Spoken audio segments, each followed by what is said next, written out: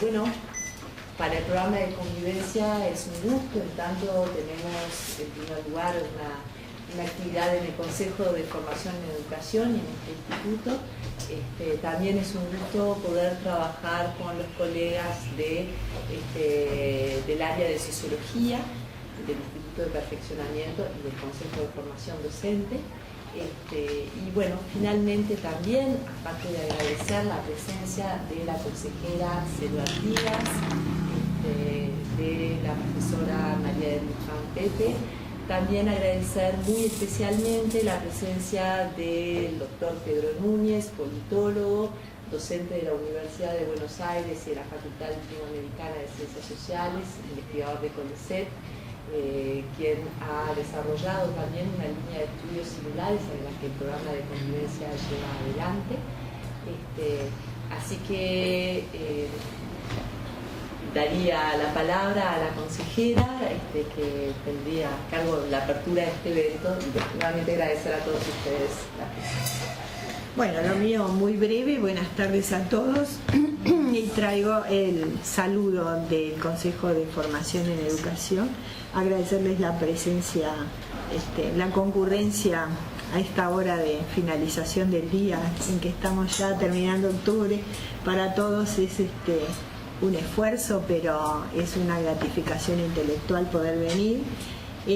Particularmente a Nilia Viscardi, y también a Nicolás, que se ha encargado de toda la gestión de esto, de que hayan traído a un ámbito del Consejo de Formación en Educación los temas que ellos han desarrollado en un proyecto realmente sustantivo y sustancioso, que nos ha aportado muchísimo a los que de pronto andamos en diversos temas, pero este es un tema presente de forma permanente en cualquiera de nuestras instituciones escolares. Sabemos que el tema convivencia hoy es un eje muy importante para la educación que siempre es una caja de resonancia de los problemas sociales, por lo tanto todo lo que hace a la convivencia entre pares, pero también a la convivencia intergeneracional, ¿no? Cuestión que el manejo de distintos códigos también genera conflictos en nuestras instituciones educativas. Lo que ellos han aportado nos ha parecido a todos de la mayor importancia. Así que bueno, que agradecemos que lo hayas traído a este ámbito de manera de poder compartir con la gente de formación docente, de formación en educación. Y también la bienvenida al doctor Pedro Núñez, porque este trabajo requiere un desarrollo en diversas líneas de investigación y también una responsabilidad para los que estamos en estas funciones momentáneamente, que haya líneas de concreción en acciones concretas en diversos ámbitos, en el nuestro de formación de educadores y de docentes. Así que la bienvenida al doctor Pedro Núñez, además que siempre es un gusto compartir con los docentes de la UBA en particular, que tenemos tantos amigos allí, y este diálogo rioplatense de realidades muy compartidas en realidad, realmente nos gratifica, nos enriquece, y yo creo que la posibilidad del desarrollo de esta tarea va a ser bien importante. Así que bueno, muchas gracias, muy amable. La palabra a ti. Bueno, buenas tardes a todos, a todas, ¿cómo están? En primer lugar, agradecer al Instituto, al Consejo de Formación y Educación por la oportunidad, a Nilia y a su equipo particularmente no solo por esta posibilidad de tomar contacto con ustedes, sino por la invitación a unos días de trabajo intensos que tuvimos durante esta semana. Así que, bueno, muchísimas gracias a todos por estar acá. Les cuento rápidamente qué es lo que pensaba compartir con ustedes. Traje algunas ideas, reflexiones que tienen que ver con 3 cuestiones, podría señalar. Primero, cómo aparece o cuándo aparece la noción, la cuestión de la convivencia como una problemática a abordar en el sistema educativo, particularmente en el nivel secundario. Tengo que aclarar que cada vez que yo diga escuela voy a referirme a escuela secundaria, al liceo, digamos, sería, donde particularmente se concentran los diagnósticos, las ideas sobre la crisis de sentido, sobre las problemáticas que acontecen en ese espacio. Después les voy a contar algunas investigaciones que fue lo que mostraron acerca de cómo se piensa la ciudadanía y la convivencia hoy en el sistema educativo en la Argentina, y finalmente les voy a mostrar algunos ejemplos de cuestiones, de hallazgos, de aportes que vimos a través de investigaciones en distintos liceos sobre precisamente la convivencia, la participación de los jóvenes en la conformación de lo que se llama en la Argentina acuerdos de convivencia o reglamentos de convivencia, que no es más que un documento donde se plasman algunas normas a partir precisamente del diálogo entre docentes y alumnos, entre jóvenes y adultos, ¿sí? Así que esa es un poco la idea, aproximadamente en unos media hora, 40 minutos, y después quedamos abiertos al intercambio. Y obviamente algunas cosas resonarán similares y otras serán distintas, y me parece que ahí está la riqueza de este tipo de encuentros, ¿no? De poder desnaturalizar lo propio. Hoy estuve en un liceo y realmente uno encuentra muchas similitudes con cuestiones que ocurren en la Argentina, y a la vez te permite tomar distancia y ver algunos procesos desde otras perspectivas. Bueno, dicho todo esto, comenzamos, ¿no? Primera cuestión que quería compartir con ustedes es cómo efectivamente aparece la idea de la convivencia como si fuera violencia, ¿no? Pensé como 2 temas que suelen pensarse como sinónimos, pero que no lo son efectivamente, que una cuestión es hablar de convivencia y otra bien diferente sobre violencia, o mejor dicho, violencias en plural, es decir, las violencias que tienen lugar en el sistema educativo. ¿Cuándo aparece entonces en la Argentina como problemática? Diría hacia principios del año 2000, donde tenemos una serie de procesos que tiene que ver con varias cuestiones que ustedes allí encontrarán. Por un lado, la llegada de jóvenes cuyas prácticas pareciera ser que no logran ser reguladas por las normas tradicionales de las instituciones escolares, ¿no? Es decir, el proceso de masificación lo que hace es que efectivamente nuevos públicos se acerquen y tengan acceso a un nivel que al menos en la Argentina tiene una matriz selectiva muy fuerte, es decir, que fue pensado precisamente, a diferencia del nivel primario, como aquel espacio de selección de los mejores, ¿no? El espacio destinado a las clases medias y altas, a los pobres meritorios, pero no un sistema, un nivel que estaba pensado para todos. Entonces, este proceso de masificación permite efectivamente el acceso de jóvenes con códigos que son pensados muchas veces del sistema como si fueran diferentes a los códigos que tenían aquellos alumnos históricos.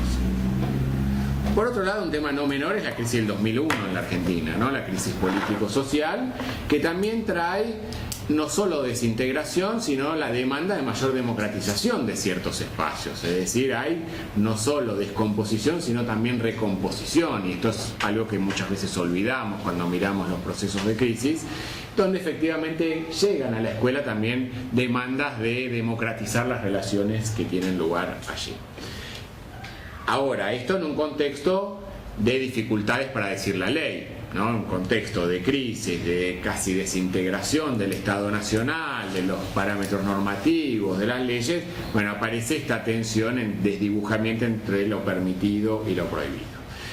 Por otro lado, estos cambios en la idea de autoridad, esta noción de crisis muy asociado a una crisis de sentido de la escuela secundaria, que también se vincula a un proceso de criminalización o de estigmatización de ciertos sectores juveniles.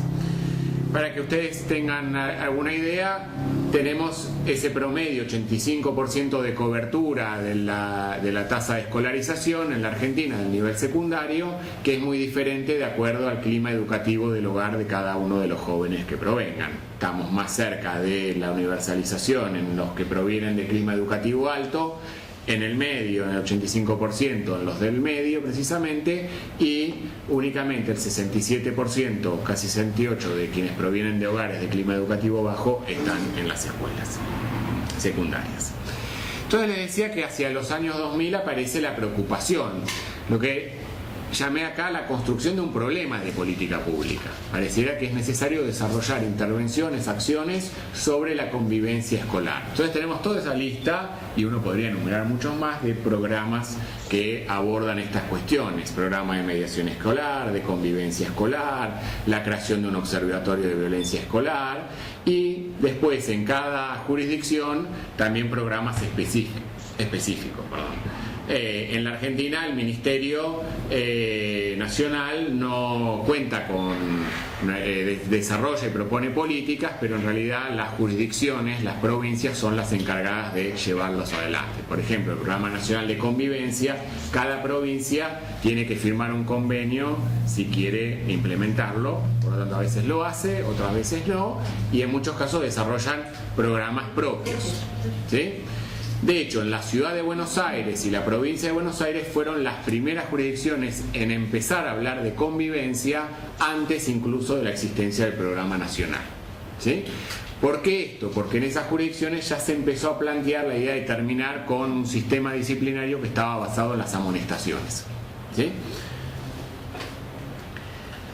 Tenemos entonces un contexto diferente, contexto que es distinto por dos razones fundamentales, ¿no?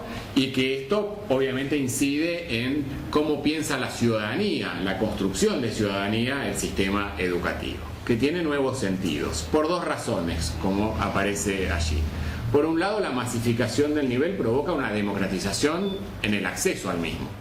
Digo, una cosa lleva a la otra, por lo menos en cuanto a las posibilidades de acceder al nivel se produce una democratización. No significa que hacia el interior ocurra lo mismo, pero sí que llegan nuevos sectores que históricamente transitaban otras instituciones, fundamentalmente el mercado de trabajo, ¿no?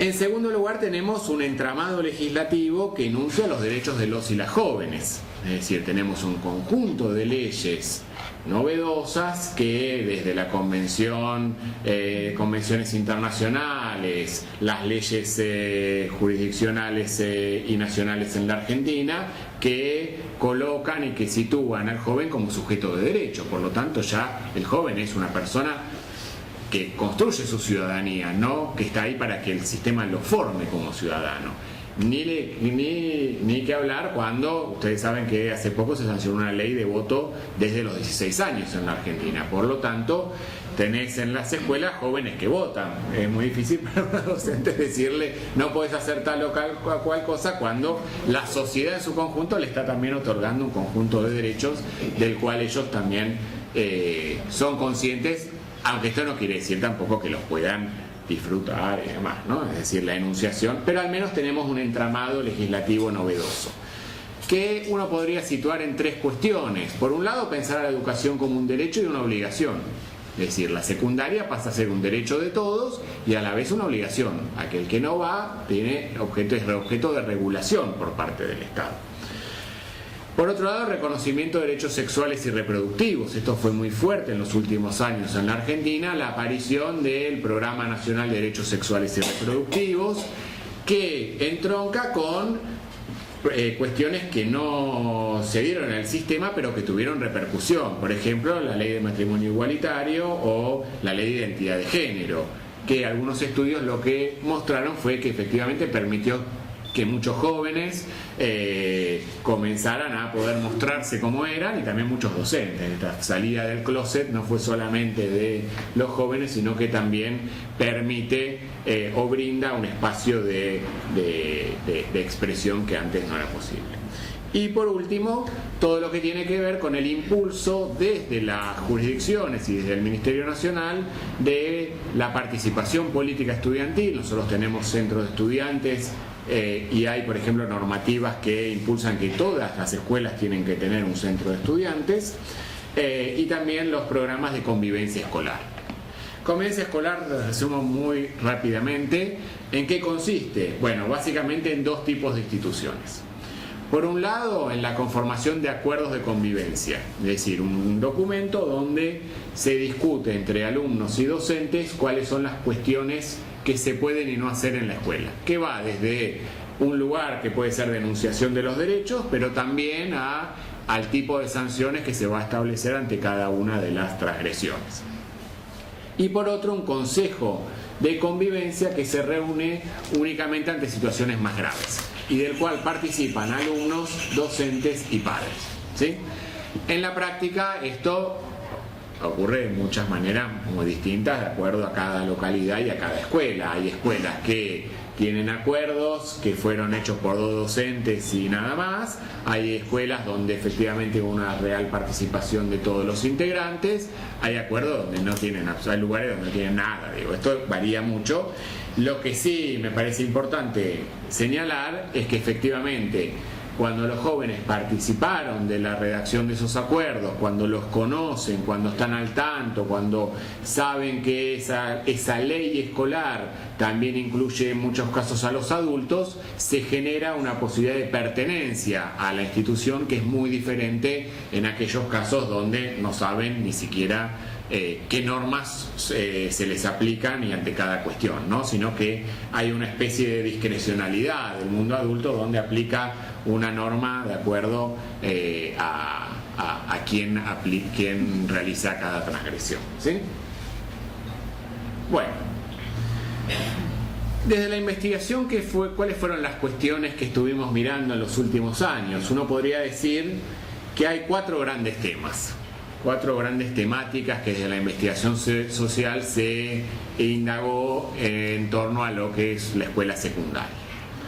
Por un lado, las prácticas políticas de los actores educativos. Contamos con mucha investigación sobre las formas de participación de los jóvenes, que ahí se los organicé, uno podría tener como 2 apartaditos o subapartados. Por un lado, el estudio de los repertorios organizativos de los estudiantes, del movimiento estudiantil, y por otro, los sentidos que le dan a la política a los jóvenes, donde hay trabajos que más que preguntarse si hay o no centro de estudiantes únicamente, que es una pregunta válida, también se preguntan cuál es el sentido de la política para los jóvenes. En el sentido de qué significa para el joven la ciudadanía. Uno no va a ir y preguntarle qué es ser ciudadano para vos, porque nadie tiene idea qué sería ser ciudadano, sino que lo que nos interesa precisamente es prestar atención a aquellas formas más invisibilizadas de reclamos, de participación y de expresión de los jóvenes. Una segunda línea que tiene muchos también estudios es toda la cuestión de la transmisión del pasado reciente y la idea de nación. Los actos escolares, qué se transmite, qué se recuerda, cómo, ¿no? Con una fuerte, efectivamente la presencia de nuevos relatos en la escuela para tramitar sobre todo lo que pasó en la última dictadura, ¿no? En tercer lugar, estudios sobre cuerpo, género y sexualidad, cómo se aplica tal programa de educación sexual, qué ocurre con los jóvenes gays o las chicas lesbianas y cómo se desarrollan sus experiencias educativas. También tenemos un cúmulo de investigaciones sobre eso. Y por último, el proceso de convivencia y de la presencia de las violencias, que es obviamente donde más me voy a enfocar. Acá tenemos a su vez, estoy muy esquemático en la presentación, sepan disculparme, pero tenemos a su vez 2 grandes temas dentro de esto de convivencia y violencias. Por un lado, los que se quedan con convivencia, como nosotros, digamos, los estudios que abordan qué se entiende por la noción de disciplina y qué se entiende por la noción de convivencia. ¿Hay efectivamente cambios? ¿Qué continuidades uno puede apreciar más allá de la enunciación normativa? ¿No? ¿Cuáles son las concepciones sobre convivencia o disciplina que permean las prácticas de los actores educativos?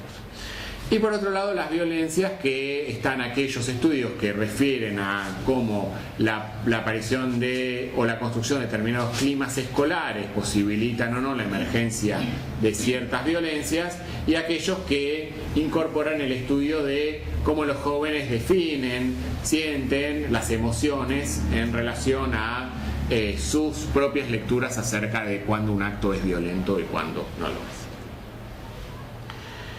¿Qué vemos cuando analizamos convivencia, o qué tendríamos que prestar atención, o qué intentamos prestar atención? Al menos dos grandes dimensiones.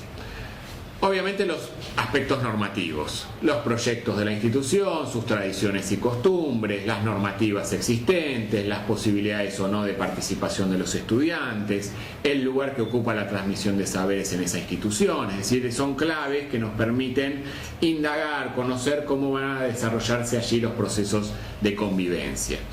Y por otro lado, aquellos mecanismos intersticiales de la experiencia educativa, ¿no? Los tipos de vínculos que se construyen, las expectativas de jóvenes y adultos, sus características, los perfiles docentes y del alumnado, que, más allá de la enunciación de lo que un documento de convivencia diga sobre las normas, también es necesario prestar atención a aquellas formas de regulación más informales, más tácitas, que ni siquiera están enunciadas porque se cree que todo el mundo lo sabe, ¿no? Y que por lo tanto también es una manera de construir un tipo de convivencia u otra. Entonces, repensando la convivencia, ¿qué sería la convivencia? Por un lado, la regulación de las relaciones entre sujetos que son diferentes. La escuela, o una de las metáforas más lindas para pensar al sistema educativo, es aquel espacio que posibilita el encuentro con extraños, ¿no? A diferencia de lo que nos dicen nuestras madres de no hablar con extraños, en la escuela estamos casi destinados a comunicarnos con aquellos a quienes no conocemos, ¿sí? Y hay allí, por lo tanto, interacciones que tienen lugar, ¿no? Como dice Isabelino Siede, que es un investigador argentino, hay distintas personas de distintos géneros, generaciones, con diferentes historias, estilos de vida. Entonces las normas deberían organizar un modo de facilitar esa vida en común, ¿no?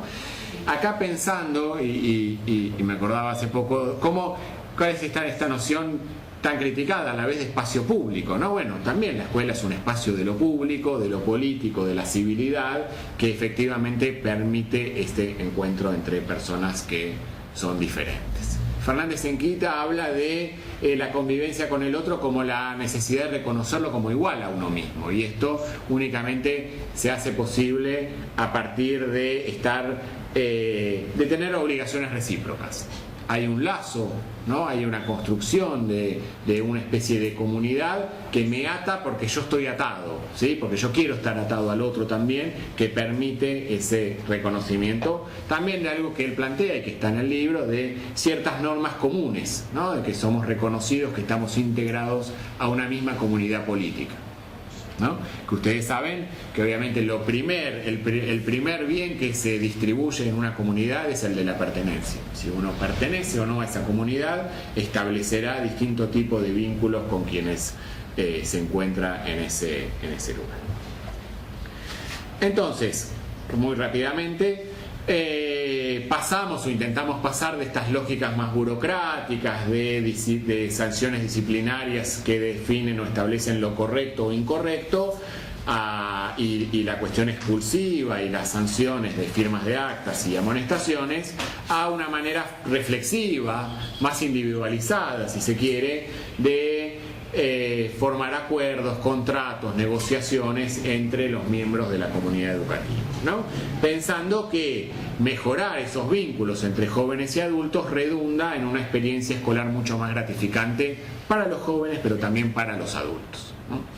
Donde es necesario pensar en lo intergeneracional, como hacían referencia recién, pero también en lo intrageneracional. También los vínculos entre los docentes son importantes, y los vínculos entre los mismos jóvenes, ¿no? Vieron que muchos de ustedes son docentes. Cuando uno llega, al menos en Argentina, uno llega a una escuela, pregunta, y acá, no sé, se junta plata para el regalo de la directora, participamos de tal o cual cosa, ¿cómo se organizan las cuestiones? ¿Cómo es el trato con los alumnos? Bueno, uno entra también en una comunidad, y es importante que poder ahí pensar en los vínculos entre los docentes también. Bueno, Entonces hablamos de disciplina, de transgresión o de convivencia, ¿no? Porque pareciera que está todo mezclado. Y obviamente aquello que se define como transgresión es producto de una construcción social, ¿no? Ha sido cambiante a lo largo de la historia y también tiene una relación muy específica acerca de una mirada sobre la juventud. Si yo pongo en un documento determinado tipo de normas, es que también estoy pensando que esos jóvenes las van a realizar, ¿no? Entonces hay, por lo tanto, una mirada específica sobre la juventud. ¿Por qué nos interesa ver los reglamentos de convivencia? Bueno, porque ese estudio de las prácticas cotidianas permite ver efectivamente cómo se estructuran, cómo se organizan los vínculos entre quienes se encuentran en la escuela media. Posibilita también indagar acerca de las ideas de justicia e igualdad que se están construyendo, pero también de diferencia, de disenso, de conflicto que tienen lugar en la institución escolar. Bien, hay un montón de hallazgos, no voy a nombrar todos, simplemente algunos. Cuando hicimos un paneo de un montón de acuerdos de convivencia de distintas escuelas, liceos del país, encontramos varias cosas. Por un lado, que no regulan generalmente a los adultos, sino a los jóvenes, y que por lo tanto la ley pareciera ser únicamente para el más débil. ¿Sí? Hay una sensación que muchas veces los jóvenes también expresan, bueno, pero al final nos ponen sanciones a nosotros si faltamos, y no a los docentes si no vienen. ¿Sí? Digo, expresado así, crudamente, donde efectivamente todos sabemos que hay una relación asimétrica, pero la construcción de cierto marco común de justicia implica o permite que los jóvenes también se sientan que pertenecen a ese espacio, ¿no? Cuando hay unas reglas, una ausencia de reglas explícitas, que esto es algo muy propio de la tradición argentina, ¿no? Donde nada, es mejor no tener una regla porque así somos más buenos y demás. En realidad lo que estamos haciendo es producir más desigualdades, ¿no? Porque la ausencia de la regla lo que hace es permitir la emergencia de la arbitrariedad.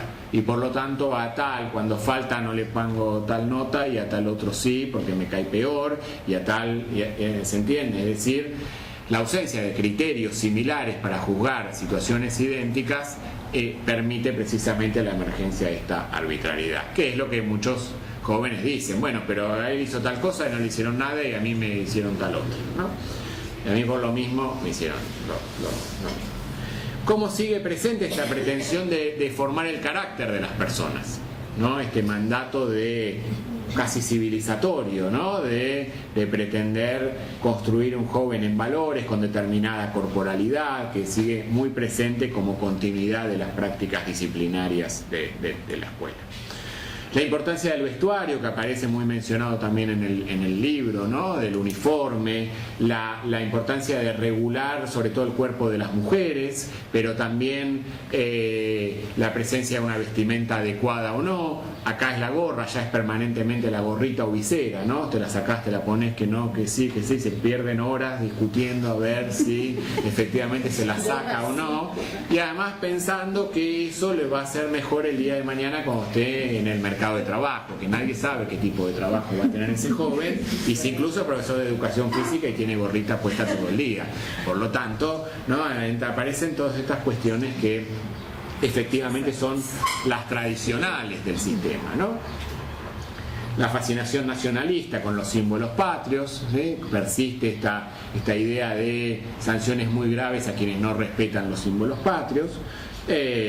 Bueno, por otro lado, a ver, como cuestiones también positivas, Lucía Lichevre, que es una colega, señala que muchos reglamentos incorporan la referencia a la Constitución, a tratados internacionales de derechos humanos, a Convención sobre Derechos de Niños, Niñas y Adolescentes, que parecieran permitir un mayor conocimiento de los derechos por parte de los jóvenes.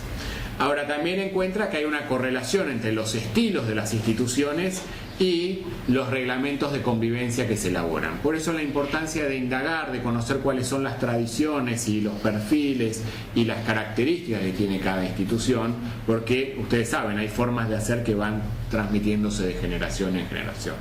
Por lo tanto, ella encuentra que hay una consonancia entre el sector social de la población que la escuela atiende y los estilos de reglamento, ¿no? Es decir, de acuerdo al sector social se enfatizan más unas cuestiones u otras. También que hay criterios disímiles entre adultos y jóvenes, ¿no? Donde los jóvenes lo que cuentan o lo que tienen en cuenta son precisamente las intencionalidades, las causas que llevaron a determinada transgresión, y por lo general los adultos hacen hincapié en las características particulares de esos sujetos, ¿no? Hay que querer si viene de tal familia, hay que querer si siempre se porta mal, ¿no? Hay como una diferencia en la manera de plantear eso. Lo que señalaba antes, aquellos jóvenes que sienten que participan, o mejor dicho, el grado de participación de los alumnos en la elaboración y los niveles de difusión de los contenidos de esos documentos son una variable que en nuestro caso explica una experiencia escolar más igualitaria, ¿no? Esto que Fraser llama igualdad, paridad en la participación, ¿no? Donde efectivamente tenemos, ¿por qué vamos a crear una desigualdad donde no estaba? Es decir, porque vamos a producir una desigualdad donde efectivamente si todos conociéramos las reglas, al menos partiríamos de esta paridad en la participación.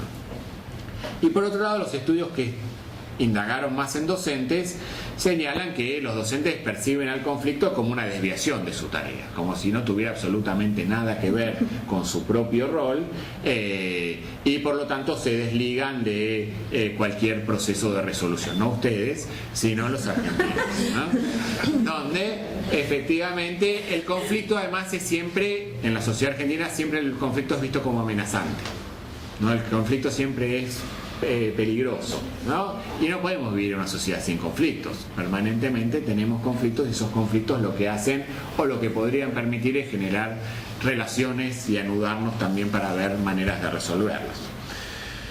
Bueno, no me quiero meter mucho con las violencias, pero sí esto que también aparece en el libro, las diferencias entre pensar las sensibilidades y el hostigamiento y las violencias propiamente dichas, considerar el punto de vista de la víctima, ¿no? De cómo se siente aquella persona. No, hoy pareciera que todo es bullying, ¿no? Y también hay que empezar a desagregar un poco y cuándo es, cuándo no, porque si empezamos a llamar todo violencia, al final nada es violencia, ¿no? Cualquier situación es violencia y nos perdemos de pensar estas cuestiones. Dos cosas, cómo aparece el mirar mal, que hoy señalaban. Hay un estudio de Pablo Dileo que habla cómo las violencias entre compañeros surgen a partir de este mirarse mal, que también nos habla de la importancia que tiene la presentación ante los demás, ¿no? De cómo necesitamos conocer mucho más acerca de estas interacciones y esta forma a la Goffman, si se quiere, de cómo nos presentamos ante los otros, cómo esperamos actuar ante la definición de determinadas situaciones, quién define que en esa situación hay que actuar de esa manera y no de otra. Parece que esa es una línea de investigación interesante para pensar. Y cómo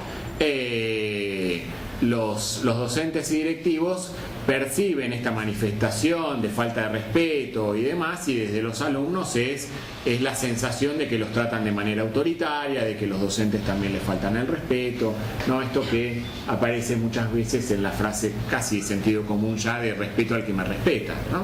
Pero que en la práctica también tiene lugar en estas cuestiones, ¿sí? Después también toda esta cuestión de, bueno, y cómo ellos impugnan la autoridad precisamente de aquellos que los tratan mal, ¿sí? Y por lo tanto, a partir de poner en duda las características personales de ese docente, se impugna la aplicación de medidas que tiene lugar.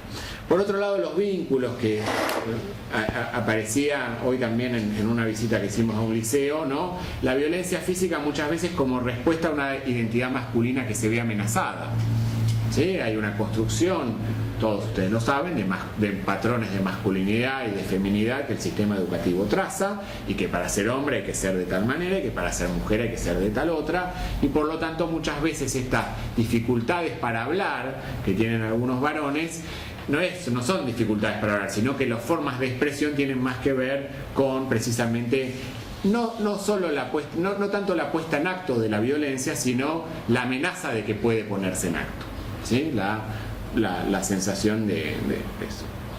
Pero también el desarrollo de vínculos donde la confianza es fundamental, donde la confianza permite, como dice Rosanbalón, construir a lo largo del tiempo, ¿sí? Brinda esta posibilidad y efectivamente nosotros encontramos en las investigaciones que los jóvenes, en la medida que van manteniéndose más años en el liceo, desarrollan otro tipo de vínculos más próximos, de mayor proximidad, de mayor cercanía entre ellos y con los docentes, ¿sí? El tema ahí es cómo también lograr que desde el principio, desde el inicio, puedan desarrollar y sentirse parte de esas instituciones, ¿no? Encontramos entonces, vuelvo sobre los reglamentos y con esto termino, 3 tipos de reglamentos a grandes rasgos, hay muchísimos más, pero para una organización los agrupamos en tradicionales, los que llamamos neotransgresiones y el de modelos de derechos, que es el minoritario, que sería, no digo el ideal, pero es aquel que hace mención a los derechos de los jóvenes, el que contempla, establece también, por ejemplo, regulaciones donde, bueno, no puede tomar mate el joven, pero tampoco el docente, no puede usar el celular el joven, pero tampoco el docente en la clase, ¿no? Es decir, esta cuestión donde, ¿por qué me sacan el celular a mí si después la profesora atiende, ¿no? Digo, esas pequeñas disrupciones, esas pequeñas construcciones de marcos comunes o compartidos de justicia hablan de notables diferencias en la experiencia escolar. Los tradicionales obviamente regulan las cuestiones que históricamente, vestuario, horarios, ¿sí? Son los que tienes un catálogo, un listado de hay que llegar a tal hora, no se puede ir hasta tal hora, hay que venir vestido de esta forma, de tal otra y demás, no se puede usar esto, lo otro y tal, ¿no? Y las neotransgresiones, tenemos algunos más preocupados por incorporar, por ejemplo, qué hacer ante situaciones de discriminación. Y después tenemos los otros donde ya es, bueno, el joven que viene drogado, alcoholizado, con armas, ¿no? Yo acá les traje algunos ejemplos para que ustedes vean, ¿no? Donde este sería el tradicional. Los alumnos, acá el punto 1 dice, se presentarán todos los días con el siguiente uniforme correctamente abotonado, limpio y sano. ¿Qué significa limpio y sano? ¿Y qué, no? Ya cada uno de estos términos uno podría pasarse horas discutiendo, ¿sí? Esto es resultado de una investigación que hicimos en el 2008-2009, es decir, no es que estamos en 1920, ¿no? Las mujeres, los varones, delantal blanco, camisa, vestido, pantalones largos, zapatos negros y 2 zapatillas, ahí está, bien clarito, ¿no? Todas. Y arriba que dice la presentación del alumno deberá ser sobria. Los padres pondrán la regulación de las familias, ¿no? Esta cosa que no sé cómo será en Uruguay, pero que en Argentina todo el tiempo la familia no está. Bueno, el ecosistema educativo se construyó de espaldas a la familia. La familia no había que arrancarlos de la familia, ¿no? Y ahora estamos permanentemente pensando en qué hace la familia, ¿no? Bueno, más que preguntarnos qué ocurre en las interacciones cotidianas en las escuelas. Este se ve muy poco, pero este sería un modelo de neotransgresiones que aparece, pero no lo van a llegar a leer ahí, pero bueno, las agresiones muy graves son ingresar con bebidas alcohólicas o sustancias alucinógenas, agresión física, falsificación, destrucción de documentos, sustracción o robo, es decir, cuestiones que antes eran inimaginables que ocurrieran en el sistema educativo y que hoy aparecen reguladas. No lo van a llegar a ver, les leo de acá. Grave es agresión verbal o escrita a un compañero. Muy grave, lo mismo pero a un docente. Decirle algo a un docente es mucho más grave que decírselo a un compañero, ¿no? Otra vez, como el sistema permanentemente refuerza la jerarquía, ¿no? Y por otro lado tenemos más este modelo de derechos del respeto a la vida, la defensa de la paz, la solidaridad, que uno podrá decir, bueno, son meras enunciaciones de principios, pero que también es interesante que aparezcan algunos de estos términos, ¿no? Acerca de esto, del respeto, de la libertad, ¿no? El respeto por el derecho de enseñar y aprender, ¿no? Lo digo como clave, ¿no? Se supone que ahí estamos para enseñar y aprender.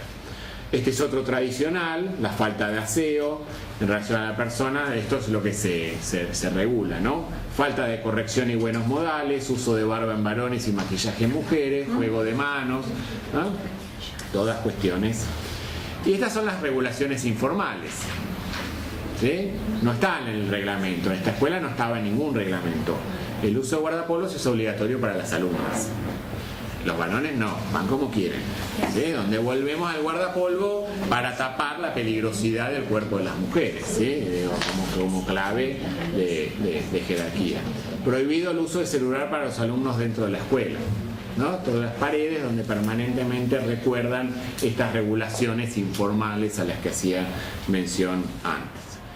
Esto voy a tener que hacer algo con estas cosas porque se ve todo muy chiquito, pero este es un ejemplo. Después en todo caso se los podemos distribuir y difundir.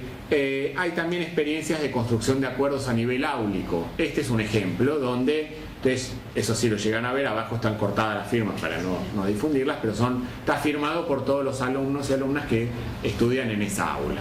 Y entre otras cosas se dice, por ejemplo, a la semana siguiente a la devolución de los prácticos corregidos se realizará una evaluación escrita. Es decir, se anuncia con anticipación, no está esta posibilidad, te estás portando mal como prueba, ¿no? Es decir, es establecer algunos mecanismos que generan una interacción que es muy distinta, donde esta posibilidad de la sanción como juicio y como uso disciplinario del examen queda o aparece desdibujado, ¿no? Pero también donde se especifica la cantidad de evaluaciones que van a tener, cuántas correcciones, si pueden o no escuchar música, si pueden o no tomar mate, cómo van a ser las clases. Es decir, la construcción de una posibilidad de encontrarnos, que no es otra cosa que eso. Bueno. Cierro con esto, la insociable sociabilidad, ¿no? Kant hablaba de que efectivamente tenemos esta resistencia a formar sociedad y a la vez no podemos prescindir de otra forma de relación, ¿no? Y por lo tanto, tantos discursos sobre el afecto en la educación, en realidad la educación no se trata de afecto, sino de estar con otros a quienes a veces no soportamos y no toleramos, y cómo hacemos para efectivamente estar y convivir entre todos aquellos que somos diferentes, ¿sí? Cierro con esta imagen. Esta es unas normas de convivencia, pero de una escuela que estuvo tomada. Es decir, hay, frente a unos reclamos de alumnos, ellos tomaron la escuela y también se dieron un reglamento de convivencia, es decir, estipularon cómo son las normas de convivencia mientras estaba tomado la escuela, ¿no? Ahí está la limpieza del colegio, mantener la limpieza del colegio, subir como máximo 2 personas al baño, en la cocina solo van a permanecer las personas de la comisión de cocina, cuidar los elementos del colegio, prohibida la entrada y salida del colegio de 24 a 6, se prohíbe fumar y beber alcohol en el interior del establecimiento, defendamos la educación. Es decir, cómo cuando ellos también tienen la posibilidad de apropiarse esos espacios, incluso en una toma que uno imaginaría están de joda y no sé qué cosas más, en realidad hay un cuidado, hay un sentido de lo público que también tiene lugar ahí, y que efectivamente muestra que cuando escuchamos un poco a los jóvenes, cuando le damos la palabra, tienen mucho para aportar en cuanto a cómo se construye convivencia en el espacio escolar. Nada más, muchas gracias.